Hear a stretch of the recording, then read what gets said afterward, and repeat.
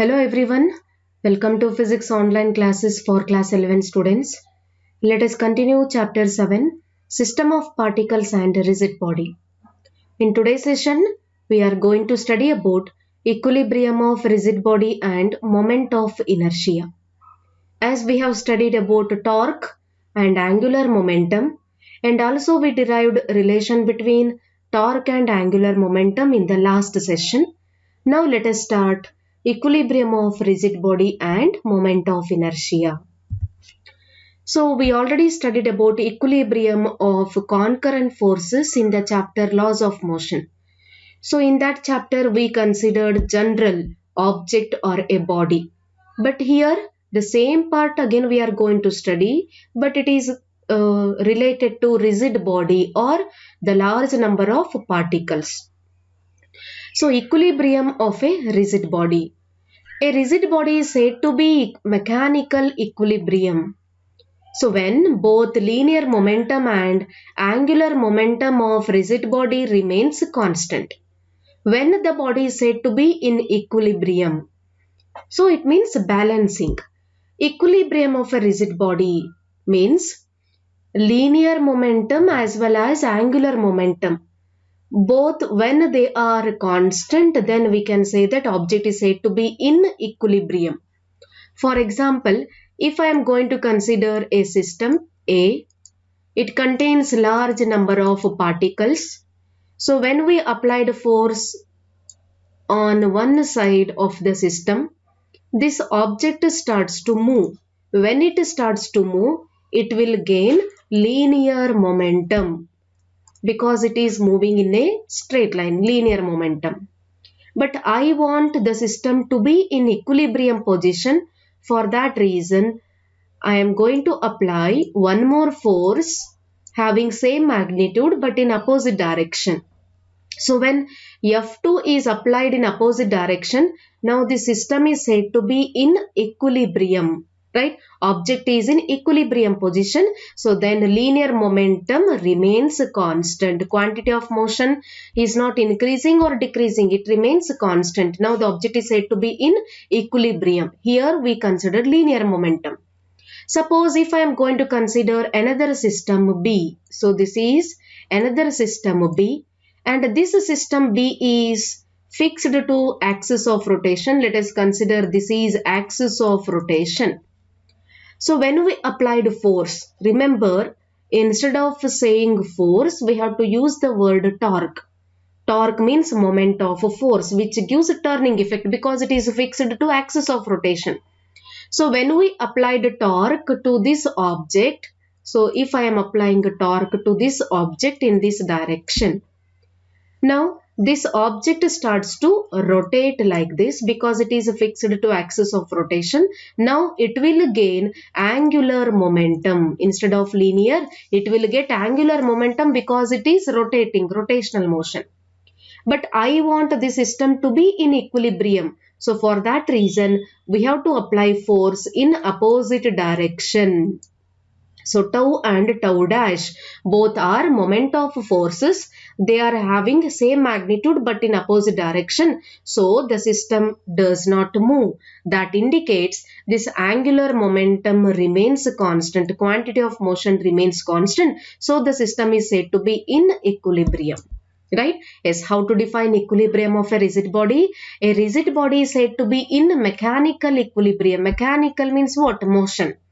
So it is said to be in mechanical equilibrium when both linear momentum and angular momentum of a rigid body remains constant. Then we can say that equilibrium of a rigid body. So then there are two types of equilibrium of a rigid body under the action of forces. So here again there are two types of equilibrium of a rigid body. And they are translational equilibrium and rotational equilibrium because rigid body has two types of motion. That's why equilibrium of a rigid body is also having two types and they are translational motion and rotational motion. So first we can study about translational equilibrium. Translational means object, when we applied force, this object starts to move in a straight line. Now it will get translational motion. This is a translational motion where each particle having same velocity. They are traveling in a straight line. But I want translational equilibrium, means this object does not move. So we have to apply another force in opposite direction. So now the object is said to be in equilibrium. So then how to define translational equilibrium? If vector sum of forces acting on a rigid body is 0, then it possesses translational equilibrium. The vector sum of all the forces. For example, here we applied two forces. Let us take it as F1 and this is F2. So vector sum of the forces, because force is a vector quantity. So vector sum of the forces acting on a rigid body, if it is equal to 0, then it possesses translational equilibrium. So here we applied only two forces. Similarly, you can apply 3 forces, 4 forces, or n number of forces you can apply on the rigid body. If sum of forces acting on a rigid body, if it is equal to 0, then we can say that translational equilibrium. And the equation is given by vector F1 plus F2 plus F3 so on up to Fn is equal to 0. Or simply you can write using summation.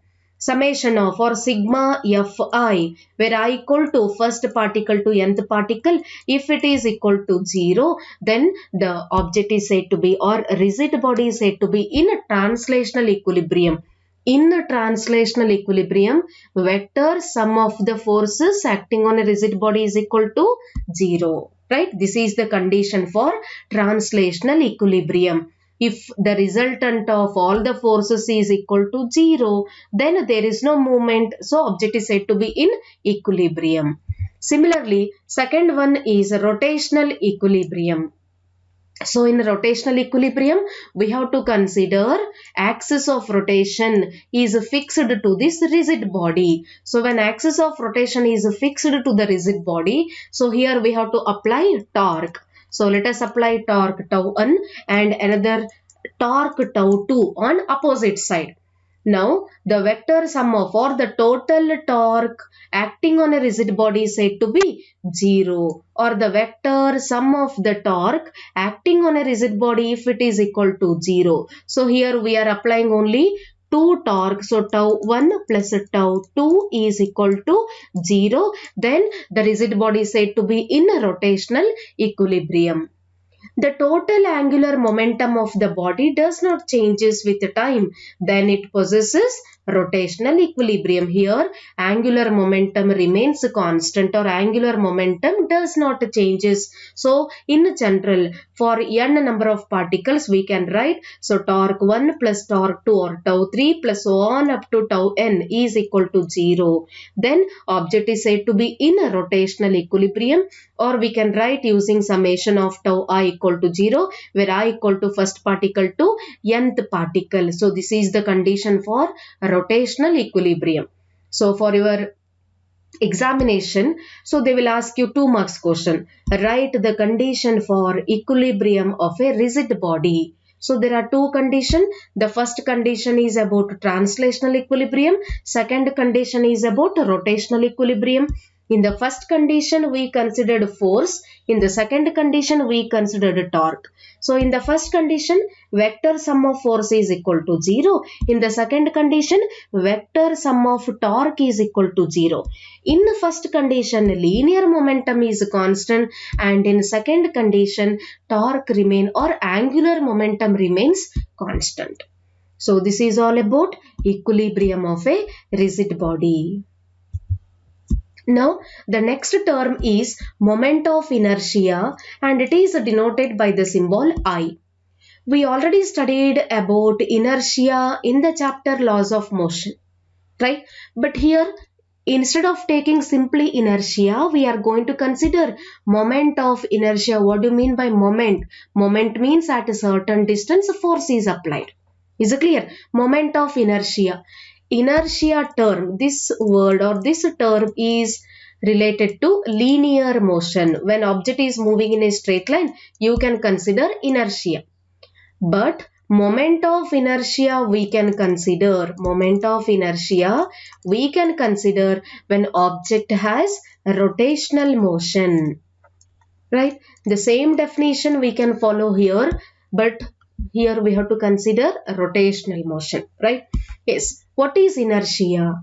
Inertia means the opposition or the resistance or opposition offered by a rigid body to change the state of rotational motion unless an external torque is applied on it. The same definition of inertia you can write here. But what are the changes occurs in this definition? Instead of taking a straight line motion, we have to consider rotational motion. Instead of taking force, we have to consider torque because it is related to rotational motion.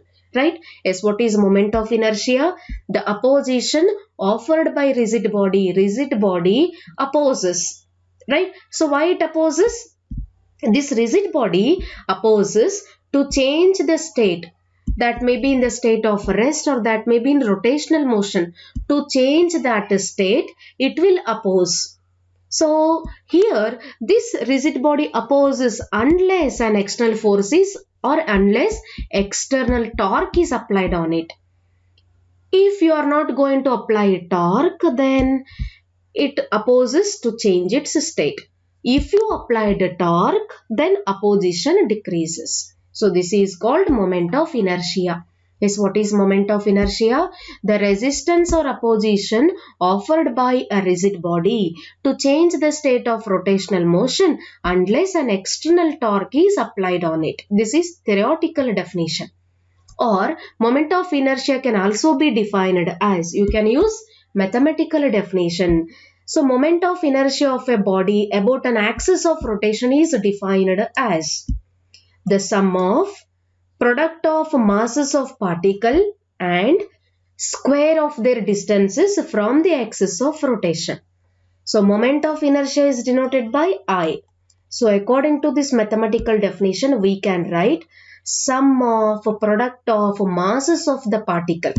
So if this is a system, it contains large number of particles. So we can take M1, M2, M3, M4 and so on. So these are what? Mass of each particle. So M1 plus M2 plus so on up to Mn number of particles. So sum of particles, masses of the particle, instead of taking M1 plus M2 so on up to Mn, we can consider capital M. So capital M gives a total mass which is equal to sum of masses of the particle, and product means multiplication. Square of their distances from the axis of rotation. If this is the axis of rotation, from the axis of rotation, their distances are denoted by R. So R1, R2, R3, R4 and so on. So square of their distances means we can write R square. So I equal to mr square. This is the mathematical definition for moment of inertia. So what is moment of inertia? The sum of product of masses of particles and square of their distances from the axis of rotation. Either you can remember theoretical definition or you can take mathematical definition. So we can write for each particle moment of inertia of the first particle m1 r1 square. So for second particle m2 r2 square. For third particle, fourth particle and so on up to nth particle mn rn square. Or we can write in terms of summation. So summation or sigma mi ri square where I equal to 1 to n. Or we can write it as I equal to mr square, or sometimes we can write it as, because it is a sum of mass of each particle, we can write m. It is sum of each distances of the particle from axis of rotation, we can write capital R square. This gives a total moment of inertia of a rigid body, I equal to mr square. Right? This is the equation for moment of inertia. Definition, equation, SI unit. What is the SI unit? Mass is measured in terms of kg. Distance is measured in terms of meter, but it is R square, so we can write meter square. The SI unit of moment of inertia is kg meter square. This is all about definition, equation and SI unit. Now, the next term is radius of gyration. So, radius of gyration means generally it is denoted by K, or we can write R. So, we have the equation I equal to mr square. So, this R is itself called as radius of gyration. Gyration means again rotation. Radius of gyration or radius of rotation. So, if this is a system, this is axis of rotation, this is a center of mass. So, from axis of rotation to the center of mass is called radius of gyration. So, using this diagram easily you can define what is a radius of gyration. A radius of gyration is the distance between center of mass and axis of rotation. Or it can also be defined as the radius of gyration of a body about an axis is defined as the distance from axis of mass point whose mass is equal to mass of whole body, whose moment of inertia is equal to moment of inertia of about the axis. So you can observe this diagram. Exactly at the center we considered point O. So this point O is equivalent to what? Center of mass. What is the center of mass? Center of mass means whole mass of a body is supposed to be concentrated, means each particle of the system are concentrating at the center. We will get a total mass exactly at the center. And this is axis of rotation. The distance between axis of rotation to the center of mass simply we can define, or here we can define it as distance from the axis of a mass point whose mass is equal to mass of whole body, whose moment of inertia is equal to moment of inertia of about the axis. So this is called radius of gyration, or simply using this diagram also you can define radius of gyration. So generally we considered radius of gyration is denoted by R. So sometimes it is denoted by K, but most of the time we are using R. Remember the letter capital R. So what is radius of gyration? It is distance between center of mass and axis of rotation, right? Then, so radius of gyration, it is denoted by K, or we can write R. So the equation they had given I equal to mk square, or we can simply write mr square. So radius of gyration depends on mass of a body, and also it depends on shape and size. Then third point, it depends on distribution of mass about the axis of rotation. On what factor radius of gyration depends? It depends on mass, shape, size and distribution of mass about the axis of rotation.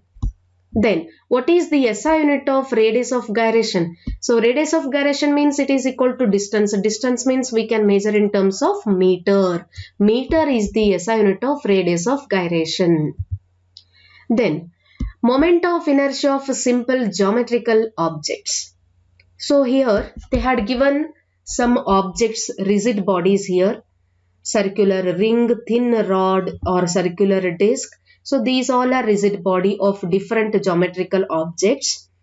For each different object, there is different equation for moment of inertia. So generally moment of inertia is given by the equation I equal to mr square. This is a general equation. But for particular geometrical object, for circular ring, for rod, for disc, so it is having different values. So there is no derivation for these equations, but in CET or in competitive examination or when you are going to solve numerical problems, so these equations are very important. So better to practice all these equations, all these formulae for each object. Come to the first object, it is given thin circular ring. It is a ring, thin circular ring, radius is given R. How the axis is passing through the ring? It is perpendicular to the plane at the center. So this is a ring. You can observe the diagram here. They had given a thin circular ring where axis is perpendicular to the ring and passing through the center. So in these cases we have to use moment of inertia is given by mr square. Then second one, thin circular ring radius is r. But what about the axis? Axis is passing through the diameter of the ring. You can observe this picture here. So this is the axis. This dotted line is itself axis. If axis is passing through the diameter, then we have to use the equation mr square divided by 2. Then third one, so now they had given a thin rod having length L. So here the axis is perpendicular to the rod and it is passing through the midpoint.